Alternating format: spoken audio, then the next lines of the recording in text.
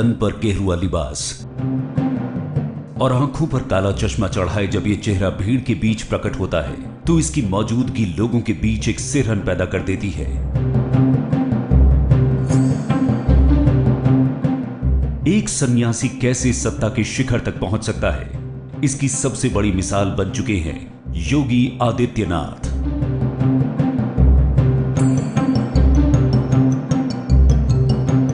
ऐसे तत्वों पर कड़ाई बरती जाए जो मनचले हैं, सौदे किस्म के हैं, वे नौजवान नहीं हो सकते।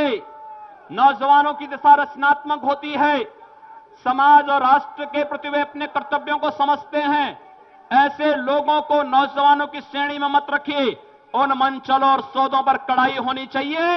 और हमारे लोक कल्याण संकल्प पत्र के तर्ज पर हम लोगों ने एंटी रोमियो स्क्वाड को उत्तर प्रदेश के अंदर सक्रिय कर दिया है।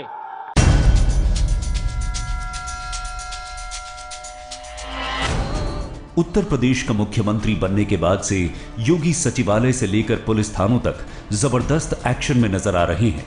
हालांकि शपथ ग्रहण के बाद पहले हफ्ते में योगी सरकार ने अभी तक कोई अहम कदम नहीं उठाया है, लेकिन अपने छोटे छोटे फैसलों से मुख्यमंत्री योगी ने अपने इरादे और मंसूबे साफ कर दिए हैं। सीएम योगी के काम का ये तेज तर्रार तरीका लोगों को पीएम मोदी के स्टाइल की याद दिला रहा है और यही वजह है कि इन दिनों उत्तर प्रदेश ही नहीं बल्कि पूरे देश में गूंज रहा है योगी आदित्यनाथ का नाम। नेशनल ग्रीन ट्रिब्यूनल ने कहा है कि अवैध बूचड़खानों को हटाओ। मानक के अनुसार जो लाइसेंस लिए हैं उनका पालन कर रहे हैं, सरकार उनको नहीं छेड़ेगी। लेकिन जिन लोगों ने नेशनल ग्रीन ट्रिब्यूनल के आदेशों का उल्लंघन किया है, अवैध रूप से गंदगी फैला रहे हैं, जन स्वास्थ्य के साथ खिलवाड़ कर रहे हैं, उनको एक प्रक्रिया के तहत हटाइए। योगी आदित्यनाथ का नाम आज किसी पहचान का मोहताज नहीं है, लेकिन एक योगी से राजयोगी बनने की आदित्यनाथ की जिंदगी के बहुत से ऐसे पहलू भी हैं जिनके बारे में बेहद कम लोग ही जानते हैं। आखिर कैसे उत्तराखंड के छोटे से पंचुर गांव का लड़का अजय सिंह चंद बरसों में ही बन गया योगी आदित्यनाथ।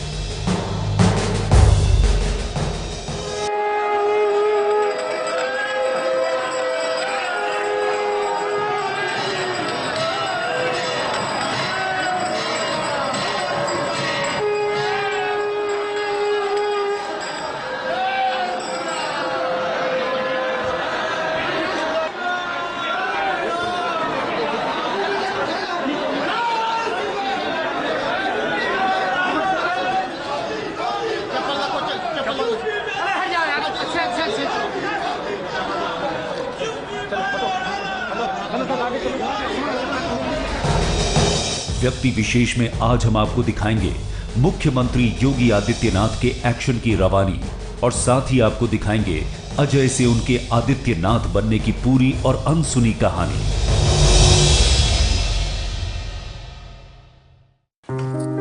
माँ, मुझे तुमसे एक जरूरी बात करनी है। हाँ हाँ बोल बेटा। माँ, मैं गोरखपुर चला जाऊँ? कोई नौकरी मिल रही है क्या वहाँ? चल कोई बात नहीं, चाहे गोरखपुर जा चाहे कोटद्वार में रहे, नौकरी तो कहीं भी करनी है ना बेटा।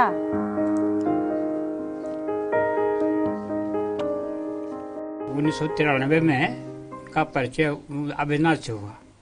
उसमें सांसद थे वो, तो दिल्ली गए क्योंकि आरएसएस से जुड़े हुए थे। तो उन्होंने कहा भाई मेरा उत्तराधिकारी बन जाओ।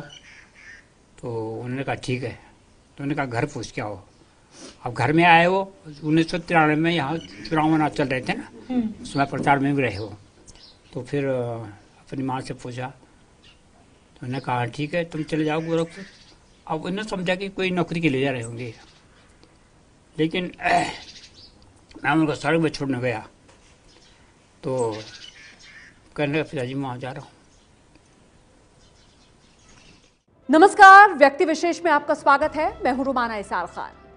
सिर्फ 21 साल की उम्र थी, गांव का माहौल था, जिंदगी में संघर्ष था, अभाव थे, लेकिन दिल में कुछ कर गुजरने का जज्बा हिलोरे मार रहा था। और यही वजह है कि जब योगी आदित्यनाथ ने अपनी मां सावित्री देवी से कहा कि वो गोरखपुर जाना चाहते हैं, तो मां के दिल में खुशियां हिलोरे मारने लगी। मां को लगा बेटे को कोई नौकरी मिल गई, लेकिन वो इस बात से पूरी तरह अनजान थी कि उनका बेटा अजय संन्यास की एक ऐसी राह पर जाने वाला है जहां वो सिर्फ उसकी मौजूदगी ही महसूस कर सकेंगी। जब उन्होंने कहा कि संत बनना है उनको, जैसे उन्होंने कहा कि आपको लगा कि वो नौकरी करने जा रहे हैं गोरखपुर, लेकिन जब बाद में पता चला कि अब शादी नहीं करेंगे, संत रहेंगे, उसके बाद कैसा महसूस हुआ? क्योंकि हर माँ चाहती है कि बेटा शादी कर ले, सेटल हो जाए। फिर क्या बोलना था। 24 साल बाद जब ये खबर घर की दहलीज तक पहुंची कि सन्यासी बेटा अब राजयोगी बन चुका है, तो मां की आंखें खुशी और आंसुओं से सराबोर हो गईं। उत्तराखंड के पौड़ी में इन दिनों योगी आदित्यनाथ के गांव और घर में खुशी का माहौल है, और इधर उत्तर प्रदेश में योगी सरकार के कामकाज की शुरुआत है।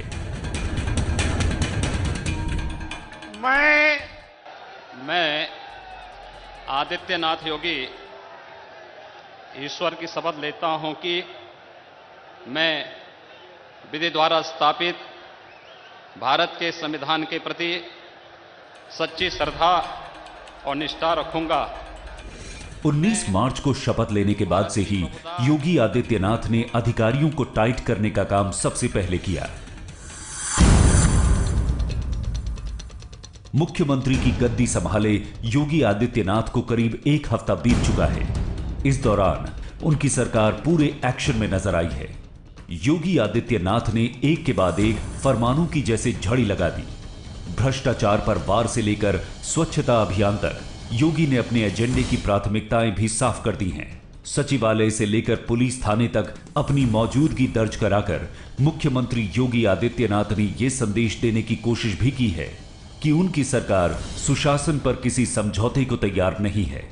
बिना किसी को बताए मुख्यमंत्री योगी सुबह सवेरे पुलिस महानिदेशक के साथ लखनऊ के हजरतगंज थाने में जा पहुंचे, और इस तरह बिना कुछ कहे उन्होंने एक बार फिर सुशासन का अपना संदेश साफ कर दिया है।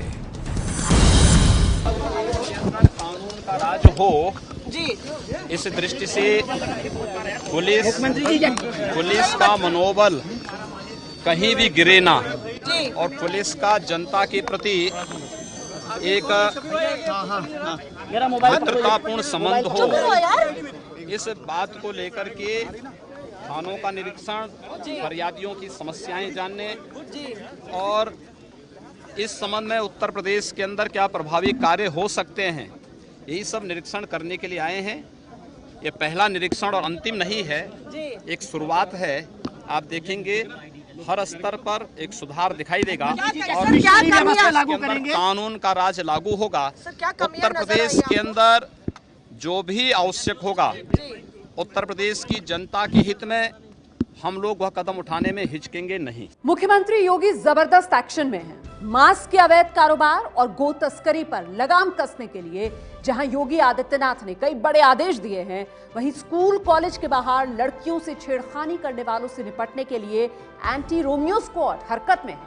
आइए फटाफट एक नजर में देख लेते हैं उत्तर प्रदेश में कैसा रहा एक हफ्ते का योगी राज। शपथ ग्रहण के तुरंत बाद मुख्यमंत्री योगी आदित्यनाथ ने अपने पहले आदेश में सभी मंत्रियों को अपनी संपत्ति का ब्यौरा देने को कहा है। इतना ही नहीं, सरकारी अफसरों को भी अपनी संपत्ति का पूरा ब्यौरा मुख्यमंत्री कार्यालय को देने को कहा गया है। मुख्यमंत्री योगी ने अपने मंत्रियों को साफ कह दिया है कि कोई भी मंत्री अनाप शनाप बयानबाजी नहीं करेगा। योगी सरकार ने अपने 2 प्रवक्ता नियुक्त किए हैं जो मीडिया तक सरकार की बात पहुंचाएंगे।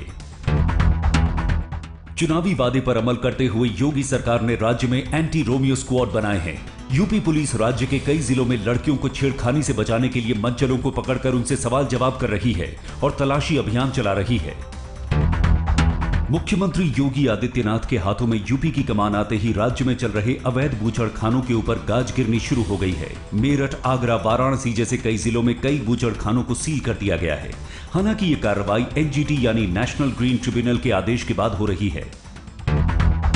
योगी सरकार ने स्वच्छता अभियान को आगे बढ़ाते हुए यूपी के तमाम थानों, पुलिस चौकियों और पुलिस लाइन में साफ सफाई करने का आदेश दिया है। हर शुक्रवार को खुद पुलिस वाले साफ सफाई का काम करेंगे। शपथ लेने के बाद लखनऊ में मुख्यमंत्री आदित्यनाथ ने सचिवालय का दौरा किया और इसके बाद उन्होंने सरकारी दफ्तरों में गुटखा, पान खाने और प्लास्टिक के इस्तेमाल पर रोक लगाने का आदेश दिया है।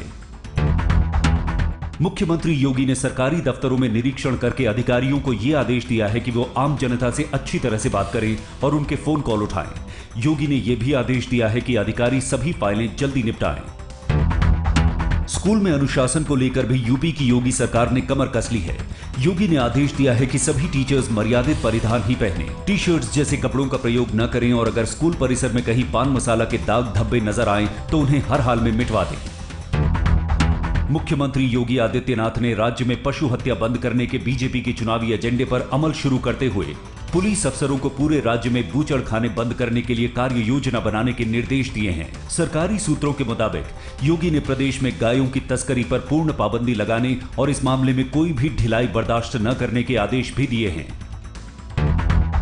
अयोध्या में रामायण म्यूजियम बनाने के लिए मुख्यमंत्री आदित्यनाथ योगी ने 25 एकड़ जमीन देने का फैसला किया है। अगले सप्ताह ही इसका निर्माण कार्य शुरू हो जाएगा।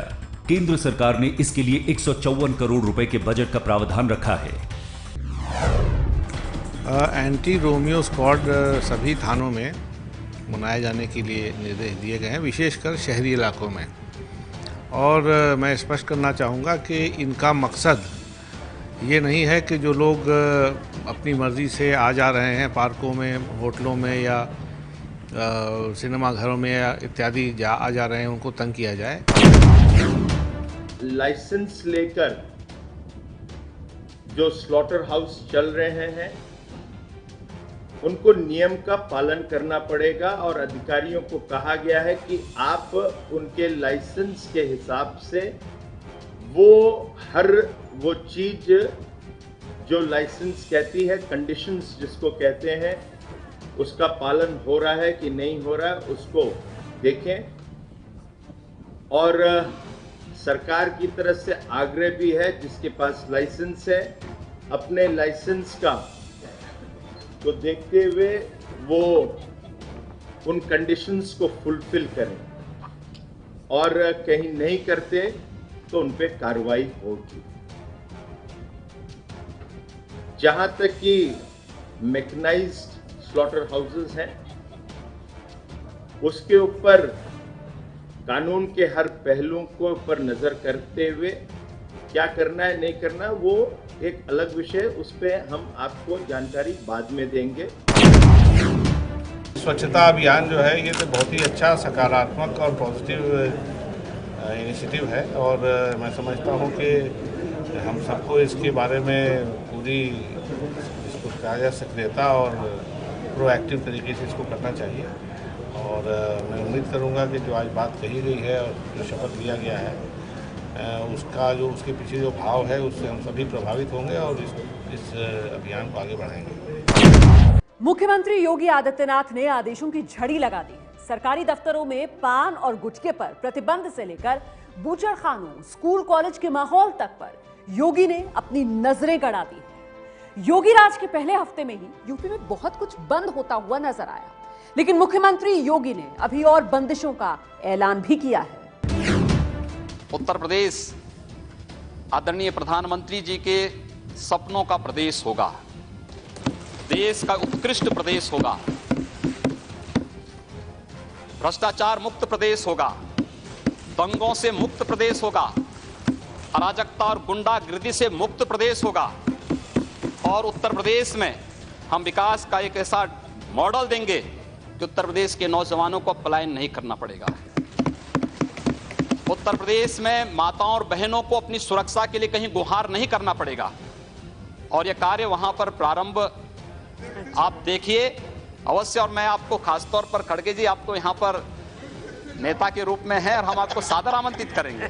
मैं पूरे सदन को आमंत्रित करूंगा कि वह उत्तर प्रदेश में आए और उत्तर प्रदेश में आप देखते रहिए बहुत कुछ बंदी होने जा रही है वहाँ।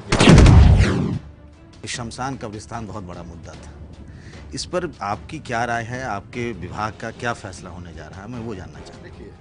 आदरणीय प्रधानमंत्री जी ने ये कभी नहीं कहा कि ये कब्रिस्तान क्यों बन रहे हैं। उन्होंने ये कहा कि यदि कब्रिस्तान की बाउंड्री होती है तो शमशान की भी होनी चाहिए। भाई यही हमारा सिद्धांत है और हम भी यही कोशिश करेंगे एक बराबरी का ही सिद्धांत हो। जैसे कि आपने देखा होगा कि जो बजट की कागज आई थी पिछले 5 सरकार में अखिलेश राज में, तो जितना पैसा शमशान को दिया गया था उससे 3 गुने से भी ज़्यादा कब्रिस्तान को दिया गया था। तो क्या यही परंपरा रहेगी, कुछ बदलाव होगा? ये परंपरा क्यों रहेगी? हमारी तो सरकार का आदरणीय योगी जी का नारा है, सबका साथ सबका विकास, सब समान, न कोई अपना न कोई पराया, है तो सब अपने हैं। इसलिए किसी भी बात में कोई अंतर नहीं होना चाहिए। मुख्यमंत्री योगी आदित्यनाथ की छवि एक ऐसे उग्र हिंदुत्ववादी नेता की मानी जाती है जो राजनीति की बिसात पर अपने आग बरसाते बयानों के चलते हिंदुत्व के नए पोस्टर बॉय बन चुके हैं। आप सबको मैं खुशखबरी एक और देना चाहूंगा। हम लोग को खुशखबरी देना चाहेंगे कि जो लोग कैलाश मानसरोवर की यात्रा करना चाहते हैं, उत्तर प्रदेश सरकार ने निर्णय किया है, अगर वह स्वस्थ है उसको कैलाश मानसरोवर के लिए हम लोग 1 लाख रुपए का अनुदान देंगे। साथ साथ भड़काऊ भाषण देने और सांप्रदायिकता फैलाने के आरोपों को लेकर योगी आदित्यनाथ लगातार विवादों में घिरते रहे हैं। लेकिन योग साधना हो या फिर देश और प्रदेश की राजनीति, आदित्यनाथ ने लगातार चुनाव जीतकर यह भी साबित किया है कि उत्तर प्रदेश की राजनीति के वही हैं सबसे बड़े दबंग।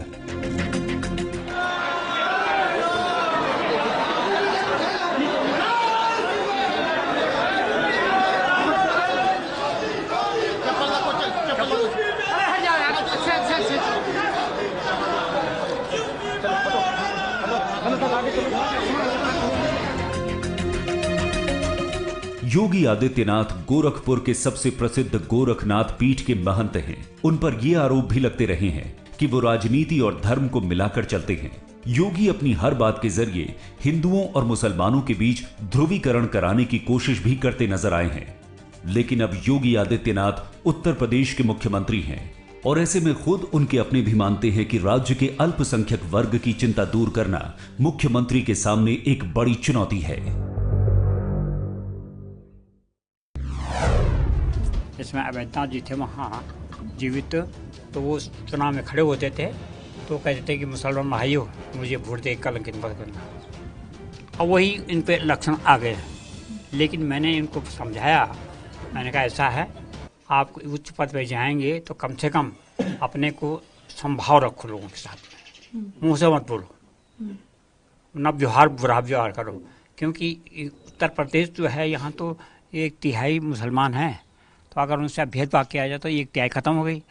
तो इसलिए अब मुझे कल आपने सुना होगा, आपने यहाँ भी आए थे वो, हाँ यमकेश्वर में, यमकेश्वर उन्होंने कहा कि हमारा एक प्रोग्राम ऐसा है कि हम सबके साथ मिल करके चलेंगे।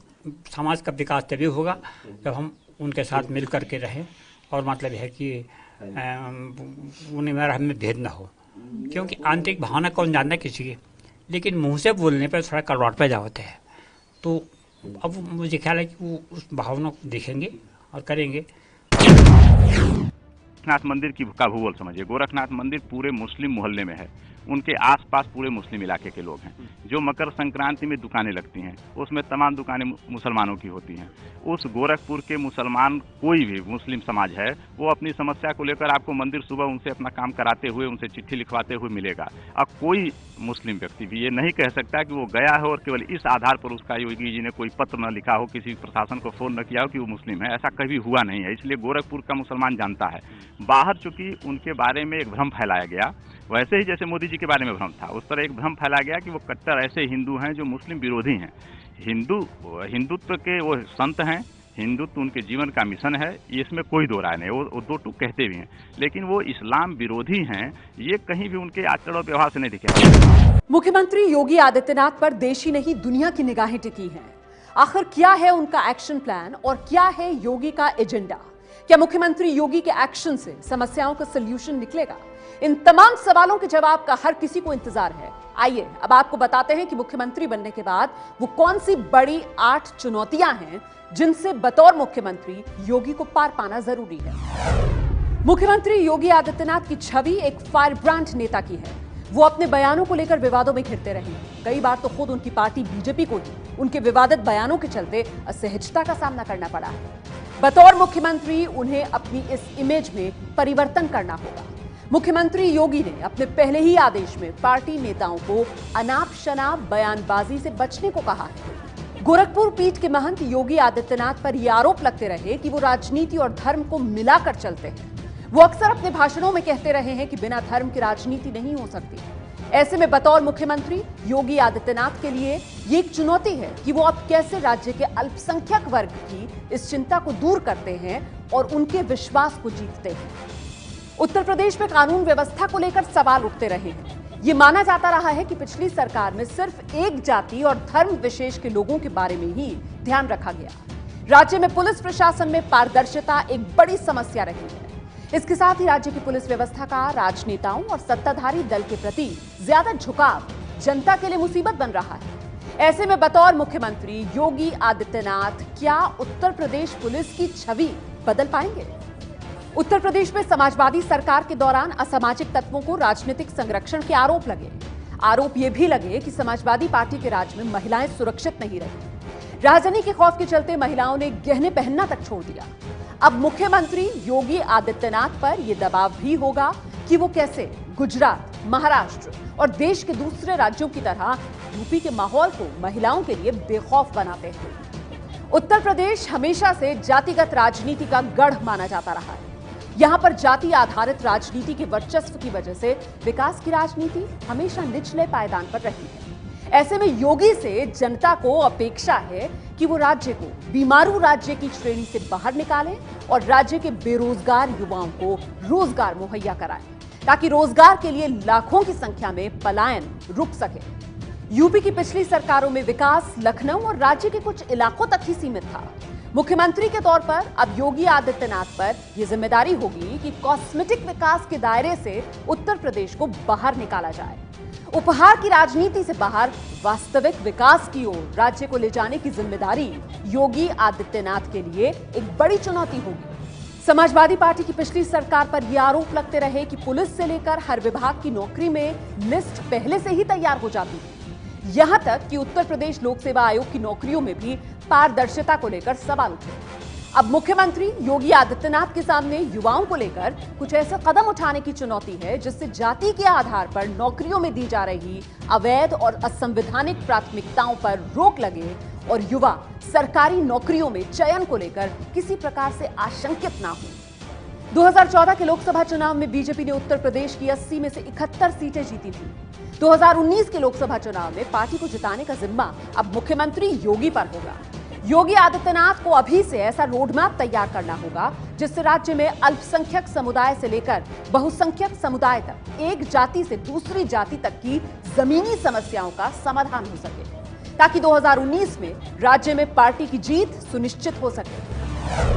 संन्यास से सत्ता के सबसे बड़े सिंहासन तक का सफर तय करने वाले योगी आदित्यनाथ एक योगी तो साल 1994 में बन गए थे, लेकिन राजनीति की दुनिया में उन्होंने अपना पहला कदम 4 साल बाद 1998 में रखा था। लेकिन संन्यास से पहले कैसा था आदित्यनाथ का जीवन?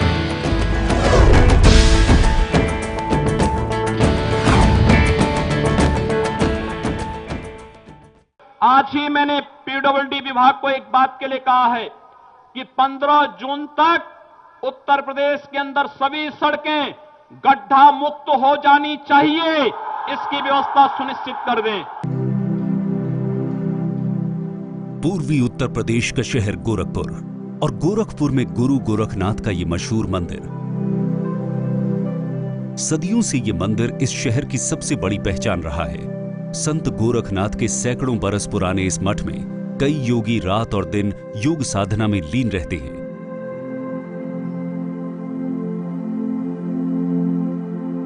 और इसी मठ का एक योगी मंदिर की दहलीज लांघकर आज बन गया है राजयोगी।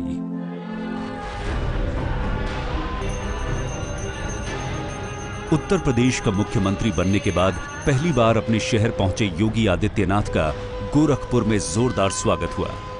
योगी के स्वागत में उस गोरखनाथ मठ को भी दुल्हन की तरह सजाया गया जिस मठ के वो महंत हैं।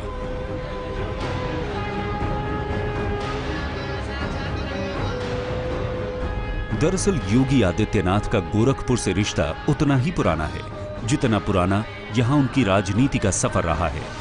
योगी आदित्यनाथ ने राजनीति में अपना पहला कदम 1998 में रखा था,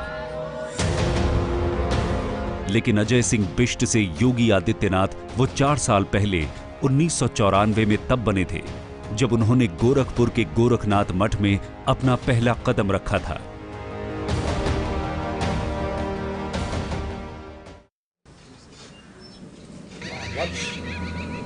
दीक्षा की माला पहना के अंगीकार करते हैं।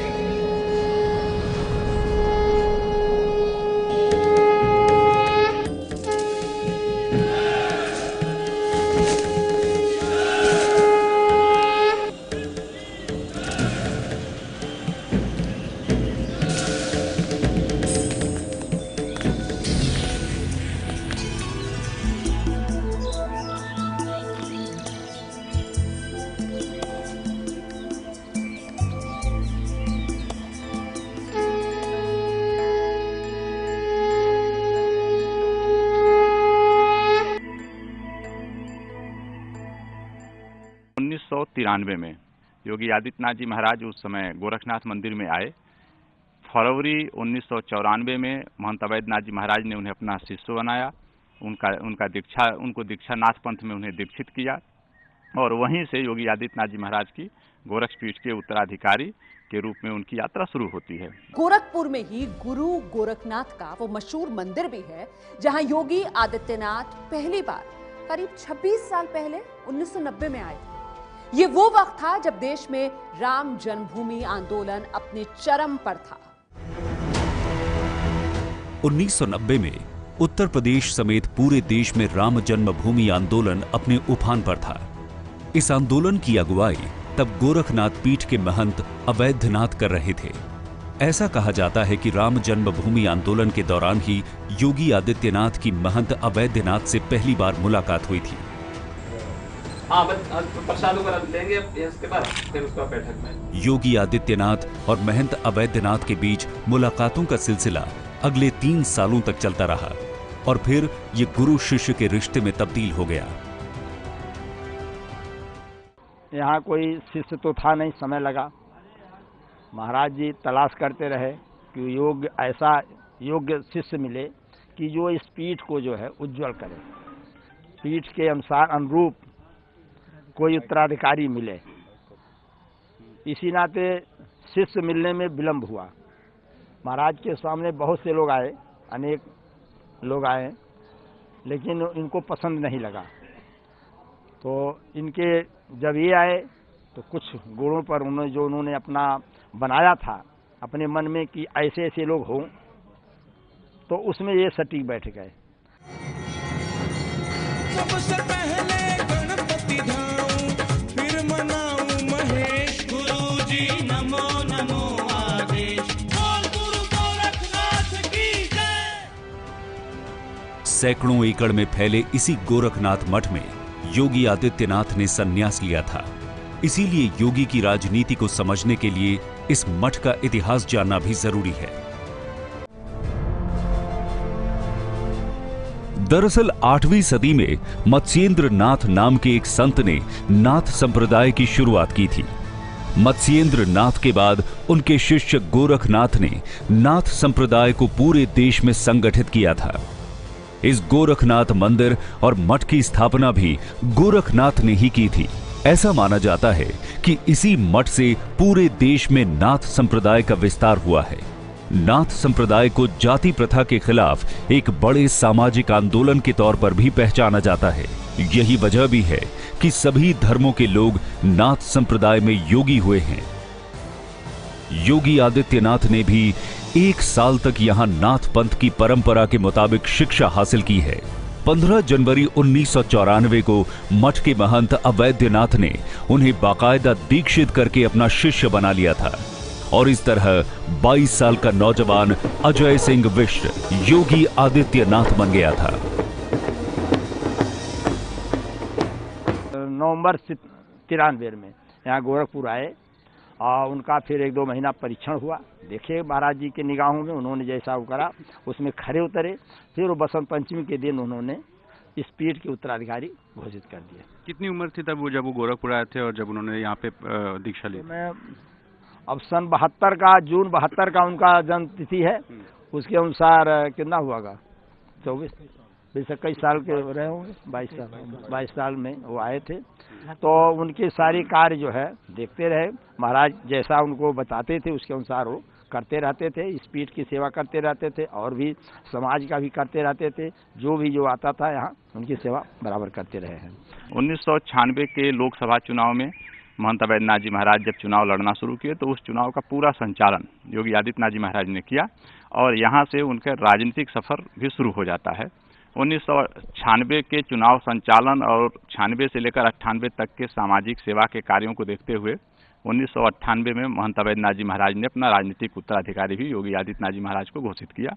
1998 में जब वो लोकसभा का चुनाव लड़े तो पहली बार वो जीते और यहाँ से उनकी स्पष्ट यानी सेवा के साथ साथ पीठ के उत्तराधिकारी के साथ साथ उनका राजनीतिक सफरनामा शुरू हो जाता है।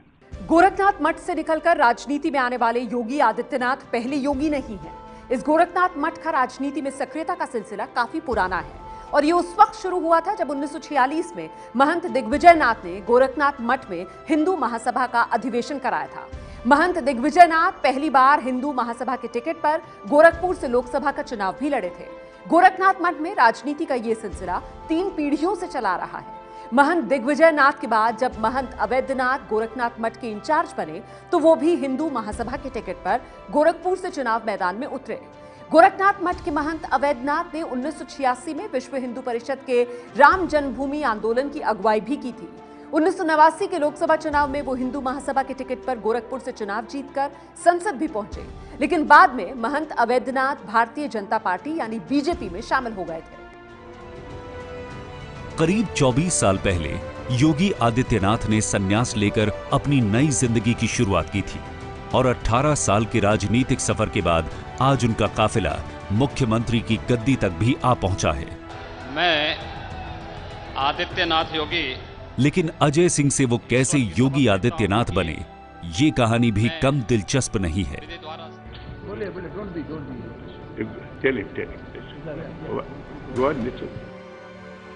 संसद में जब योगी आदित्यनाथ भावुक हुए थे तब परिवार से बिछड़ने का दर्द उनके दिल से निकलकर पहली बार सबके सामने आ गया था। योगी आदित्यनाथ का परिवार आज भी उत्तराखंड के उसी गांव में रहता है जहां उनका जन्म हुआ था। देश की राजधानी दिल्ली से करीब 326 किलोमीटर दूर उत्तराखंड के पौड़ी जनपद में 5 जून 1972 को योगी आदित्यनाथ उर्फ अजय सिंह बिष्ट का जन्म एक मध्यम वर्गीय परिवार में हुआ था। योगी के परिवार में माता पिता के अलावा उनके 2 भाई और 3 बहनें भी हैं। जब होश संभाला तब तक महंत बन चुके थे उत्तराधिकारी गोरखपुर मंदिर के। तो जब यहाँ पे घर में भी शुरू से ही कम रहे हैं, जो उनकी पढ़ाई लिखाई हुई है, हाँ, सब बाहर हुई है। तो जब भी आते थे तो यहाँ पे एक डर सा रहता था कि हमें पढ़ाई के लिए ना बोले, वही भावना रहती थी और उसी उस पे एक डर की भावना रहती थी कि हाँ अगर जब बोल दिया कि पढ़ो तो फिर, क्योंकि बच्चा जो होता है वो खेलने कूदने में ज्यादा ध्यान देता है। योगी आदित्यनाथ की शुरुआती पढ़ाई लिखाई तो गांव के स्कूल में ही हुई, लेकिन आगे 12वीं क्लास तक की पढ़ाई उन्होंने ऋषिकेश के भरत मंदिर से पूरी की है। स्कूल की पढ़ाई खत्म करने के बाद योगी आदित्यनाथ ने उत्तराखंड में कोटद्वार के कॉलेज में दाखिला ले लिया था, जहां से उन्होंने बैचलर ऑफ साइंस यानी बीएससी की डिग्री हासिल की है। उनसे ही बड़ी प्रतिभाशाली थे और मतलब है कि पढ़ाई में बड़े होशियार रहे हो और मतलब है कि जूनियर हाई स्कूल तक की पढ़ाई उन्होंने ही की अपने गांव के स्कूल में, और उसके बाद 9th में वहाँ त्रमकोट में उन्होंने 9th किया और 10वीं के लिए मैं उनको गजा ले गया था, उस समय रेंज ऑफिसर में वहाँ पर। तो गजा में वो फर्स्ट डिवीज़न में आए थे वो हाई स्कूल में। फिर इंटरमीडिएट उन्होंने किया आपके भरत मंदिर ऋषिकेश में। हिंदी माध्यम से पढ़ाई करने वाले योगी आदित्यनाथ ने बीएससी की डिग्री तो हासिल कर ली थी, लेकिन जब वो पोस्ट ग्रेजुएशन की पढ़ाई कर रहे थे उसी दौरान उनकी जिंदगी में एक ऐसी घटना घटी जिसने उन्हें संन्यास की राह पर आगे ले जाने में अहम भूमिका निभाई थी।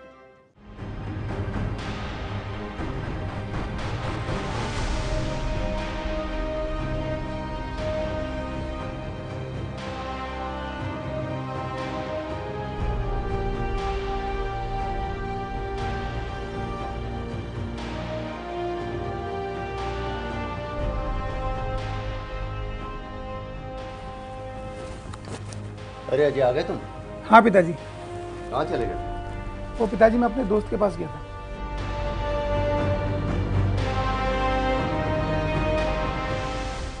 पिताजी, मेरे सर्टिफिकेट चोरी हो गए। मतलब? वो कोटद्वार में मेरा सामान चोरी हो गया था ना, उससे मेरे सर्टिफिकेट भी चले गए। अब आगे की पढ़ाई कैसे करेगा तू? तो एमएससी में एडमिशन कैसे ले सकेगा? बताया जाता है कि जब योगी आदित्यनाथ कोटद्वार में कॉलेज की पढ़ाई कर रहे थे, उस दौरान उनके कमरे से सामान चोरी हो गया था, जिसमें उनके सर्टिफिकेट भी थे, और इसी वजह से गोरखपुर से एमएससी करने का उनका प्रयास भी नाकाम हो गया था। ऐसा कहा जाता है कि इस घटना ने भी अजय सिंह यानी योगी आदित्यनाथ की जिंदगी को एक नया मोड़ दिया। हालांकि बीएससी के बाद उन्होंने ऋषिकेश में ही एमएससी में एडमिशन ले लिया था, लेकिन कुछ तो राम मंदिर आंदोलन का प्रभाव और कुछ एडमिशन को लेकर हुई परेशानी से उनका ध्यान दूसरी चीजों में लग गया। खास बात यह भी है कि कॉलेज के दिनों में ही योगी आदित्यनाथ राष्ट्रीय स्वयंसेवक संघ से जुड़ गए थे। गढ़वाल विश्वविद्यालय से स्नातक विज्ञान के विद्यार्थी रहे हैं। स्नातक विज्ञान की उन्होंने डिग्री ली है।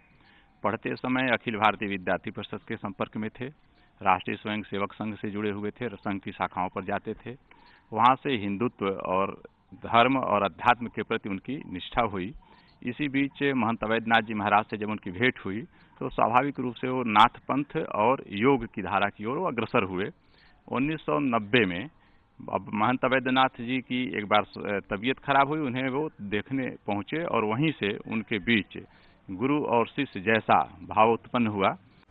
1990 में कॉलेज की पढ़ाई के दौरान जब योगी आदित्यनाथ बीजेपी के छात्र संगठन अखिल भारतीय विद्यार्थी परिषद की राजनीति से जुड़े, उस वक्त देश में राम मंदिर आंदोलन अपने पूरे उफान पर था।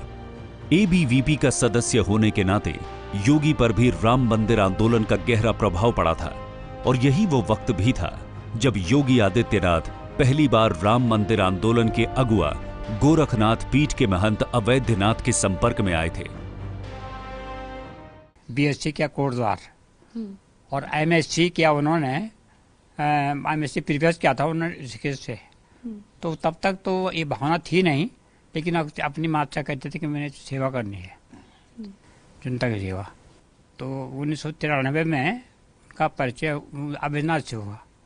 उस समय सांसद थे वो, तो दिल्ली गए क्योंकि आरएसएस से जुड़े हुए थे। तो उन्होंने कहा भाई मेरा उत्तराधिकारी बन जाओ। तो उन्होंने कहा ठीक है।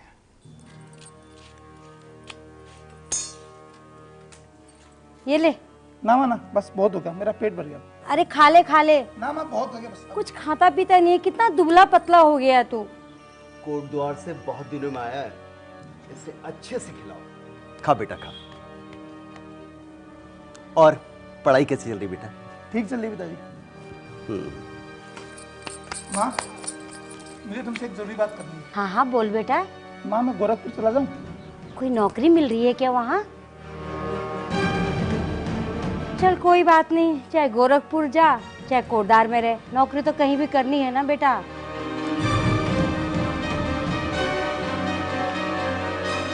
चौबीस साल तक एक सन्यासी की जिंदगी गुजारने वाले योगी आदित्यनाथ आज राजयोगी बन चुके हैं। देश के सबसे बड़े सूबे के मुख्यमंत्री हैं वो। शपथ लेने के बाद से उनकी सरकार हरकत में है और वो खुद भी जबरदस्त एक्शन में नजर आ रहे हैं। लेकिन योगी सरकार का असली इम्तिहान अभी बाकी है, और बाकी है इस राजयोगी के सुशासन का वो चमत्कार भी जिस पर पूरे देश की निगाहें टिकी हुई है।